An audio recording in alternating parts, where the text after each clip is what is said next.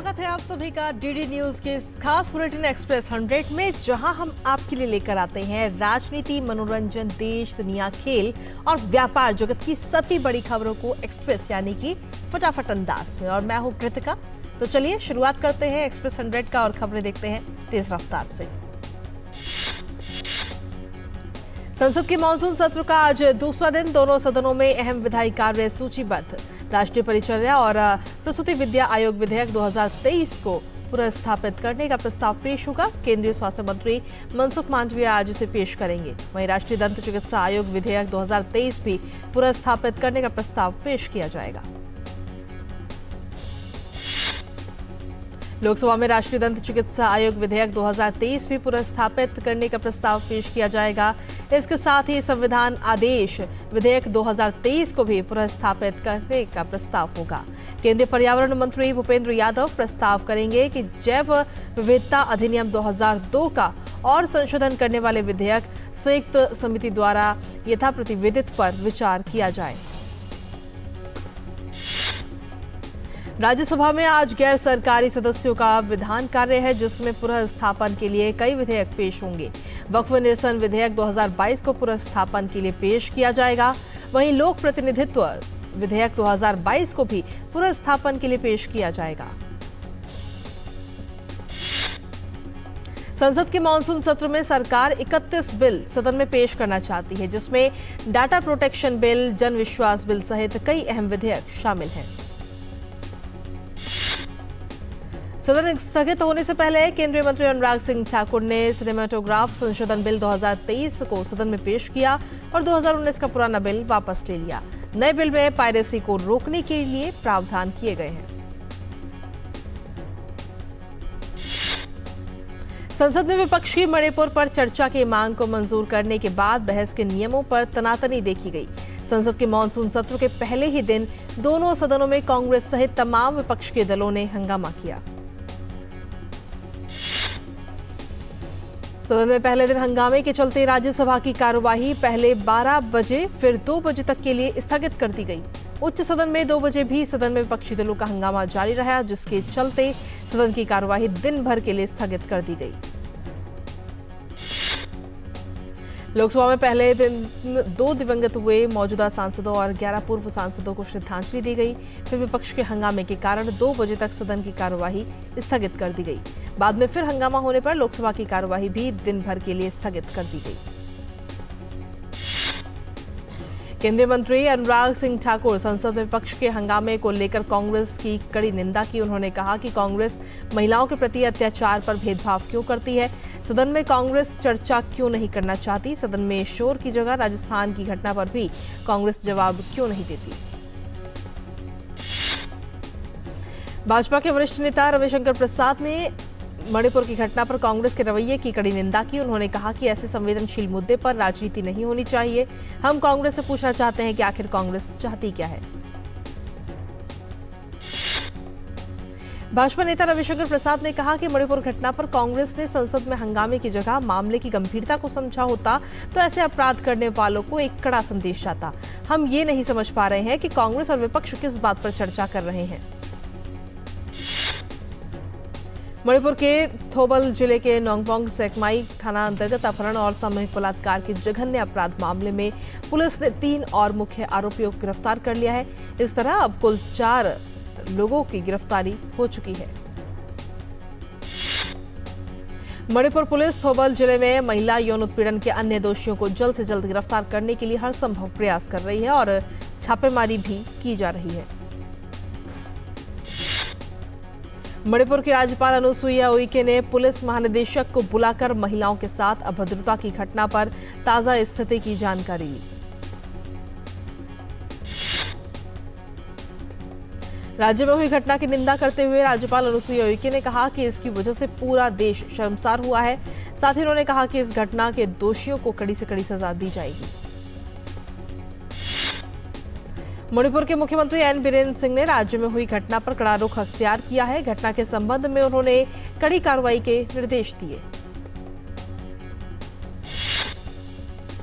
राष्ट्रीय महिला आयोग के अध्यक्ष रेखा शर्मा ने मणिपुर घटना की निंदा की। आयोग ने मामले का स्वतः संज्ञान लेते हुए मणिपुर के डीजीपी को तुरंत उचित कार्रवाई करने के लिए कहा है। एनडीए के प्रमुख घटक दल लोक जनशक्ति पार्टी रामविलास ने मणिपुर की घटना पर दुख जताया। इस मामले पर विपक्ष के रवैये को राजनीति से प्रेरित बताया।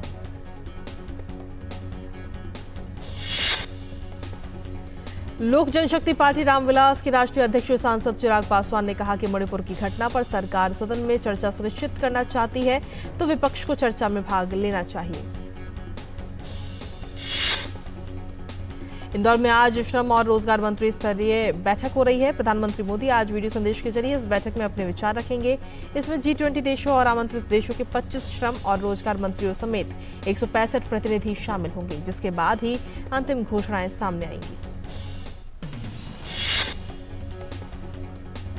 इंदौर में G20 LEM की 3 दिवसीय बैठक के दूसरे दिन गुरुवार को स्वागत सत्र के दौरान केंद्रीय मंत्री भूपेंद्र यादव ने अपने संबोधन में परिणाम दस्तावेजों को अंतिम रूप देने की दिशा में प्रभावी ढंग से सहयोग और काम करने के लिए G20 रोजगार कार्य समूह को बधाई दी और ये उम्मीद जताई कि बैठक के अंतिम दिन यानी शुक्रवार को हम उनके प्रयासों को पुख्ता कर सकेंगे।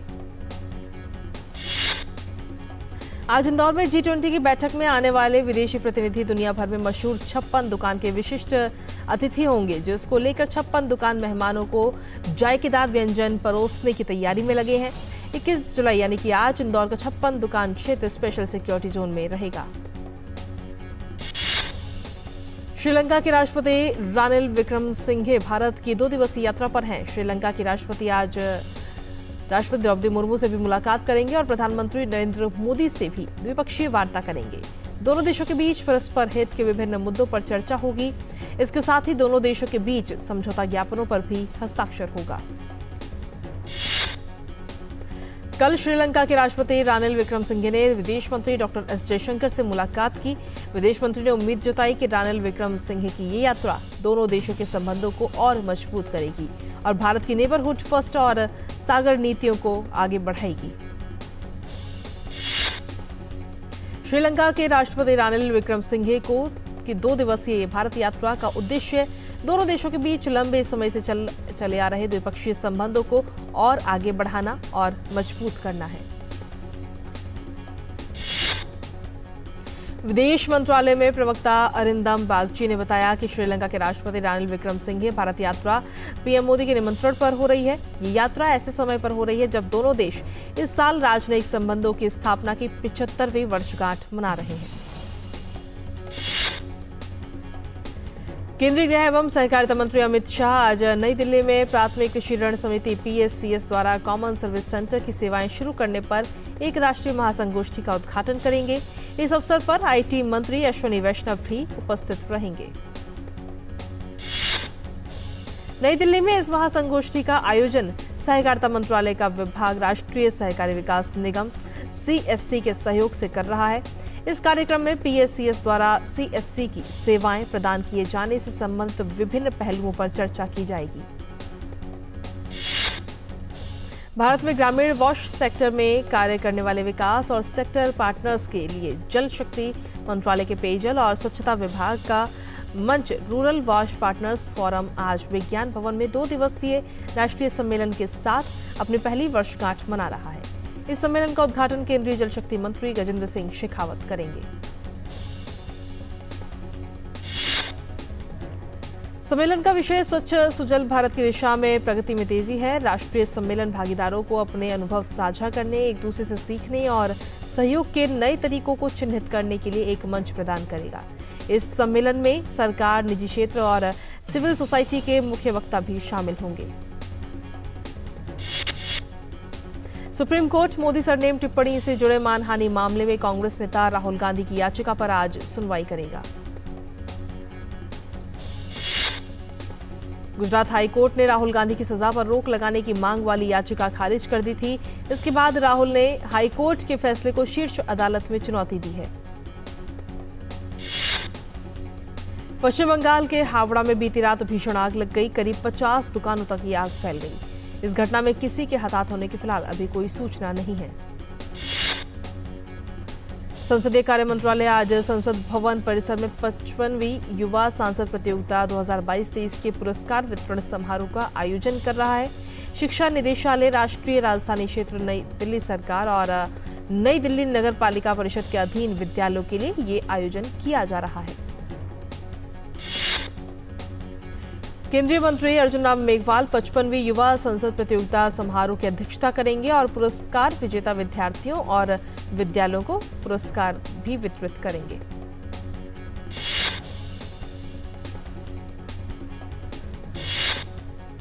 और वहीं बैठक से पहले प्रधानमंत्री नरेंद्र मोदी क्या कुछ कह रहे हैं वो सुनते हैं। Excellencies, ladies and gentlemen, नमस्कार। I welcome you all to the historic and vibrant city of Indore.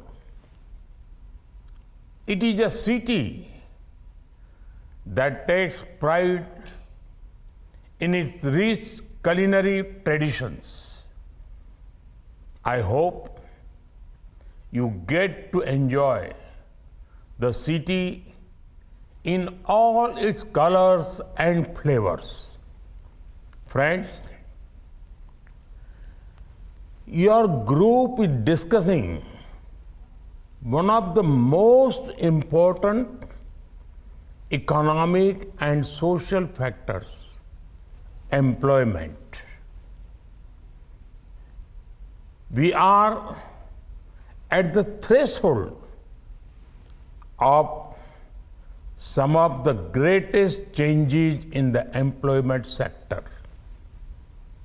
And we need to prepare responsive and effective strategies to address these rapid changes.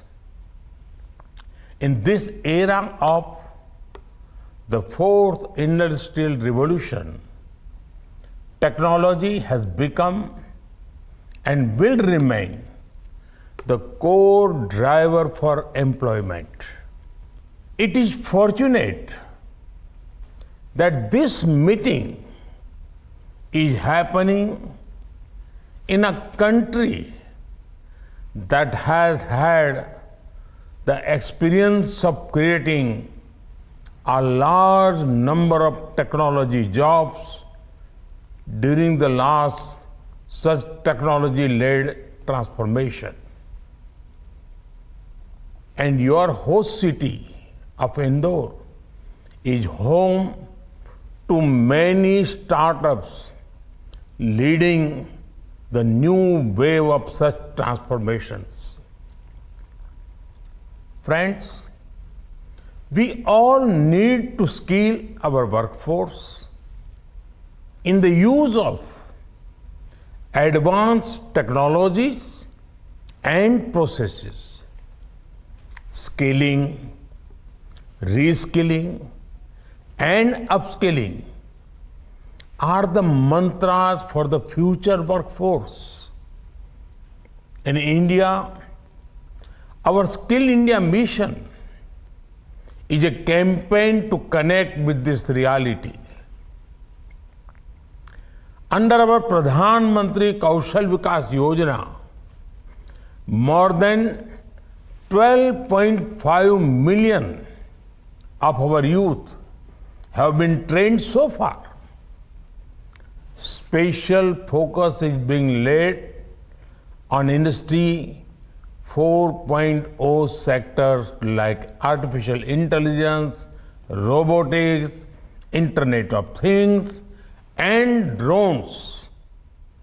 Friends, the amazing work done by frontline health and other workers in India during COVID showed their skills and dedication. It also reflected our culture of service and compassion. Indeed, India had the potential to become one of the largest providers of skilled workforce for the world. Globally, mobile workforce is going to be a reality in the future. Therefore, it is now time to globalize the development and sharing of skills in the true sense. The G20 must play a leading role in this. I commend your efforts to initiate the international referencing of occupations by skills and qualifications requirements.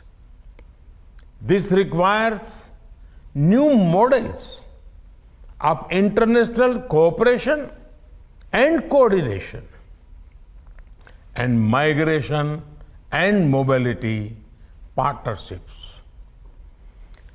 Sharing of statistics, information and data regarding these employers and workers could be a great way to begin. This will empower countries across the globe to formulate evidence-based policies for better skilling, workforce planning, and gainful employment. Friends, another transformative change is the evolution of new categories of workers in the gig and platform economy. It emerged as the pillar of resilience during the pandemic. It offers flexible working arrangements and also complements income sources. It has immense potential of generating gainful employment, especially for the youth. It can also be a transformative tool for socio-economic empowerment of women. To realize its potential, we need to design new age policies and interventions for these new age workers. We need to find sustainable solutions to create opportunity for regular and sufficient work. We also need new models to make them access social security and for their safety and health. In India, we have created an e-Shram portal that is being leveraged for targeted interventions for these workers. Within just 1 year, almost 280 million workers have registered themselves on this portal. Now, with the transnational nature of work, it becomes important for every country to adopt similar solutions. We will be happy to share our experience. Friends, providing social protection to people is a key aspect of the 2030 agenda. But the current framework adopted by international organizations only accounts for benefits that are structured in certain narrow ways. Several benefits provided in other forms are not covered under the framework. We have universal public health, food security, insurance, and pension programs that are not being accounted for. We must reconsider these benefits so that a correct picture of social protection coverage is captured. We must consider each country's unique economic capabilities, strengths, and challenges. Adopting a one-size-fits-all approach is not suitable for sustainable financing of social protection. I hope that you would be applying your expertise in thinking about a system that accurately reflects such efforts made by different countries. Excellencies, I appreciate the efforts being made by all of you in addressing some of the most urgent issues in this field. I am confident that you will send out a strong message today for the welfare of all workers worldwide. I wish you all a productive and successful meeting. Thank you. Thank you very much.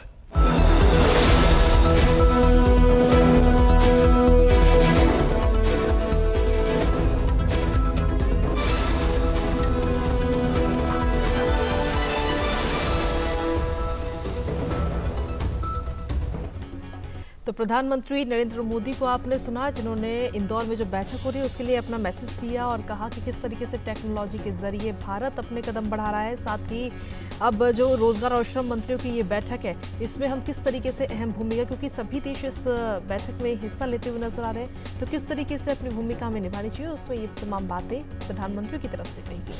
इसी के साथ अब वापस रुक करते हैं express 100 का। नई दिल्ली में केंद्रीय अल्पसंख्यक कार्य मंत्री और केंद्रीय वक्फ परिषद की अध्यक्ष स्मृति ईरानी ने राज्यों और केंद्र शासित प्रदेशों के वक्फ बोर्डों के अध्यक्ष और सीईओ के साथ बातचीत की। केंद्रीय अल्पसंख्यक कार्य मंत्री के इस विचार विमर्श को लेकर देश भर के वक्फ बोर्ड के अध्यक्ष और सीईओ काफी उत्साहित नजर आए। उत्तराखंड वक्फ बोर्ड के चेयरमैन शादाब शम्स ने कहा कि इस मीटिंग से बोर्ड के लोगों में सकारात्मकता आई है।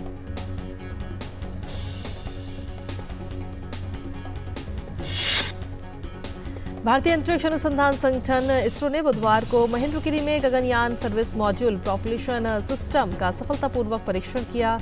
इस परीक्षण में 440 टन के थ्रस्ट के साथ 5 लिक्विड अपोजी मोटर इंजन और 100 एन के थ्रस्ट के साथ 16 प्रतिक्रिया नियंत्रण प्रणाली थ्रस्टर भी शामिल थे। नई दिल्ली में कल भारत और आसियान देशों के बीच पारंपरिक चिकित्सा पर एक सम्मेलन का आयोजन किया गया। सम्मेलन में कंबोडिया, वियतनाम सहित अन्य आसियान देश शामिल हुए। पारंपरिक चिकित्सा पर आयोजित सम्मेलन में इस क्षेत्र से जुड़े विशेषज्ञों ने कोविड महामारी के दौरान इस्तेमाल की गई पारंपरिक चिकित्सा और अन्य विषयों पर चर्चा की। कार्यक्रम में आयुष मंत्री सर्बानंद सोनोवाल ने कहा कि आयुष प्रणालियों को बढ़ावा देने के लिए सरकार ने कई कदम उठाए हैं। मौसम विभाग ने आज और कल के लिए कोंकण, मध्य महाराष्ट्र और गुजरात में अत्यधिक बारिश की चेतावनी दी है। महाराष्ट्र के 4 जिले ठाणे, रायगढ़, पुणे और पालघर जिलों में बारिश का आज रेड अलर्ट है। कल कोंकण और दक्षिण गुजरात राज्य में अलग अलग स्थानों पर भारी बारिश हुई। मौसम विभाग ने कहा पूर्वोत्तर और पूर्वी भारत के शेष हिस्सों में अगले 4 से 5 दिनों के दौरान कम बारिश का अनुमान है। हिमाचल प्रदेश में भारी बारिश से तबाही के बाद कई जिलों में शैक्षणिक संस्थान बंद रखे गए हैं। महाराष्ट्र के रायगढ़ में हुए भूस्खलन के बाद राहत और बचाव कार्य लगातार जारी है। इरशालवाड़ी गांव में हुए भूस्खलन के कारण से 16 लोगों की मौत और कई लोग घायल हुए हैं। मौसम विभाग के अनुसार दिल्ली में अगले 2 दिन बारिश होने की संभावना नहीं है। दिल्ली से सटे नोएडा, गाजियाबाद, फरीदाबाद और गुरुग्राम में भी बारिश की फिलहाल कोई संभावना नहीं। मौसम विभाग के अनुसार दिल्ली में गुरुवार को अधिकतम तापमान 38.4 डिग्री सेल्सियस रहा। राजधानी दिल्ली में यमुना नदी का जलस्तर खतरे के निशान से फिलहाल नीचे है। केंद्रीय वित्त मंत्री निर्मला सीतारमण क्षेत्रीय ग्रामीण बैंकों के साथ साथ उनके प्रायोजकों बैंकों के कामकाज की आज से देश के विभिन्न क्षेत्रों में समीक्षा बैठकों की अध्यक्षता करेंगी। निर्मला सीतारमण संबंधित प्रायोजक बैंक के साथ क्षेत्रीय ग्रामीण बैंकों के कामकाज की समीक्षा के लिए देश के उत्तर, पश्चिम, दक्षिण पूर्व और मध्य भागों में क्षेत्रवार बैठकों में भी हिस्सा लेंगी। कर्मचारी भविष्य निधि संगठन से इस साल मई महीने में 16.30 लाख सदस्य जुड़े। श्रम मंत्रालय के मुताबिक नए अंशधारकों में से 56.42% हिस्सेदारी 18 से 25 वर्ष की उम्र समूह के कर्मचारियों की है। सरकार ने गैर बासमती सफेद चावल के निर्यात पर रोक लगा दी है। सरकार का कहना है कि कुछ शर्तों के साथ चावल के निर्यात को अनुमति दी जाएगी। सरकार ने रेहड़ी पटरी वालों को ई कॉमर्स मंच पर लाने के उपाय के तौर पर स्विगी और जोमेटो के साथ समझौते का नवीनीकरण किया। प्रसिद्ध अर्थशास्त्री और टिप्पणीकार मार्टिन वुल्फ ने कहा कि भारतीय अर्थव्यवस्था निश्चित रूप से दुनिया में तेजी से एक बड़ी ताकत बनने की ओर अग्रसर है और 2050 तक इसका आकार अमेरिका के बराबर होगा। सार्वजनिक क्षेत्र के यूनियन बैंक ऑफ इंडिया का चालू वित्त वर्ष की पहली तिमाही में शुद्ध लाभ दोगुना होकर 3,236 करोड़ रुपए हुआ। कोयला मंत्रालय ने GEM पोर्टल के माध्यम से खरीद के लिए बेस्ट एंगेजमेंट पुरस्कार जीता। MSME का लाभ उठाकर पशुधन क्षेत्र के लिए पहली बार क्रेडिट गारंटी योजना शुरू की गई। 2023 की पहली तिमाही में पिछले वर्ष की इसी अवधि की तुलना में हवाई यात्रियों की संख्या में 88% की बढ़ोतरी हुई। वाणिज्य और उद्योग मंत्रालय के उद्योग और आंतरिक व्यापार संवर्धन विभाग के तहत एक पहल एक जिला एक उत्पाद कार्यक्रम में नई दिल्ली में गुजरात सरकार के साथ अपने पहले सहयोग का शुभारंभ किया। यूरोपीय संघ ने यूक्रेन को अगले 4 साल तक 20 अरब यूरो की सहायता देने का प्रस्ताव रखा। यूरोपीय संघ का यह प्रस्ताव यूक्रेन को दीर्घकालिक सुरक्षा आश्वासन देने के अंतर्राष्ट्रीय अभियान के बीच आया है। रूस ने बीती रात लगातार तीसरी बार यूक्रेन के दक्षिणी शहरों पर ड्रोन और मिसाइलों से हमले किए। यूक्रेनी अधिकारियों ने कहा कि ओडिशा में हुए हमले में 3 लोगों की मौत हुई है। यूक्रेन के राष्ट्रपति व्लादिमीर जेलेंस्की ने कहा कि रूस ने इस सप्ताह अब तक यूक्रेन पर लगभग 70 मिसाइलें लॉन्च की हैं। संयुक्त राष्ट्र महासचिव एंटोनियो गुटेरेस ने यूक्रेन के काला सागर बंदरगाहों पर रूसी हमलों की कड़ी निंदा की। दक्षिण अफ्रीका के जोहान्सबर्ग में केंद्रीय व्यापार जिले में हुए भूमिगत विस्फोट में एक व्यक्ति की मौत की पुष्टि हुई। और इसी के साथ फिलहाल एक्सप्रेस न्यूज में इतना ही। मुझे दीजिए इजाजत और ब्रेक की उस पर देखिए हमारा खास कार्यक्रम आज का एजेंडा।